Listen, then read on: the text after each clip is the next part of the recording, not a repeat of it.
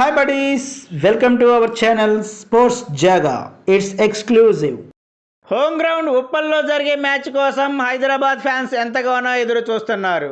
Last match కూడా వర్షం వల్ల రద్దై ఫ్యాన్స్ని నిరాశపరిచింది. కానీ ఈ మ్యాచ్ మాత్రం ఫ్యాన్స్కి విందు భోజనమే.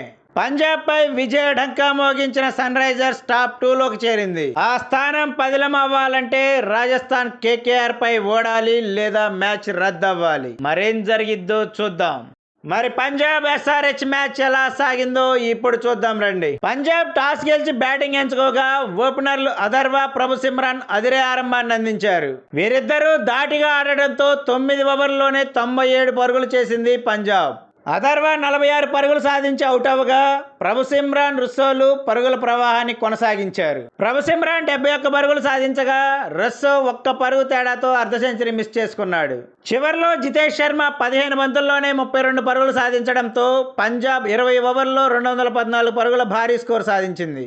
నటరాజన్ తన అద్భుత బౌలింగ్తో డెత్ ఓవర్లో పంజాబ్ని కట్టడి చేశాడు. 215 పరుగుల లక్ష్యంతో బరిలోకి దిగిన ఎస్ఆర్హెచ్ తొలి బంతికే హెడ్ వికెట్ కోల్పోయింది. కానీ అభిషేక్ శర్మ, రాహుల్ త్రిపాఠీలు చెలరేగి ఆడడంతో స్కోర్ బోర్డ్ పరుగులు పెట్టింది. రాహుల్ త్రిపాఠి 33 పరుగులు చేసి అవుట్ అయినా మరో ఎండ్లో అభిషేక్ శర్మ 28 బంతుల్లోనే 5 ఫోర్లు 6 సిక్సర్లతో 66 పరుగులు సాధించాడు. దీంతో ఎస్ఆర్హెచ్ 10 ఓవర్లలోనే 129 పరుగులు సాధించింది.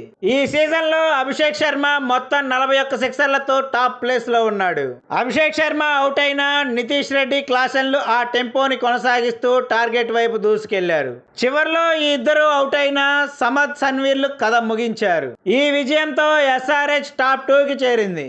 మెరుపు ఇన్నింగ్స్ ఆడిన అభిషేక్ శర్మకి player of the match award లభించింది. ఈ వీడియో మీకు నచ్చినట్లయితే లైక్ చేయండి, షేర్ చేయండి. ఇలాంటి మరిన్ని అప్డేట్స్ కోసం please subscribe our channel. Bell icon click చేయడం మర్చిపోకండి. Thank you buddies.